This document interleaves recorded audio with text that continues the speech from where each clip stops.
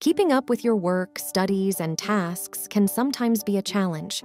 With daily notes in Craft, it's easy to organize your life, track your goals, and capture ideas so you can stay productive even when there's a lot to do. To add a daily note, simply navigate to the Calendar tab on the left-hand sidebar and hit Create New Daily Note for a specific day. In your daily note, you can add anything you want to work on, keep track of, or remember for later.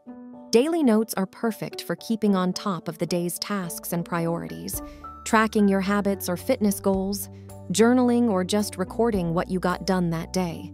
You can structure your daily note however you want, add tasks and to-dos, drop in links to articles you want to read later, and even add pages and cards with longer notes and ideas. Because each daily note is tied to a calendar date, you can jump backwards and forwards in time to easily track your milestones, manage deadlines, or get a historical timeline of your progress. Plus, all of your notes are organized and easy to find. If you need some help structuring your daily note, or you want a repeatable format, you can create a reusable template and save it in Craft. Check out the Craft template gallery for lots more ideas for how to use daily notes.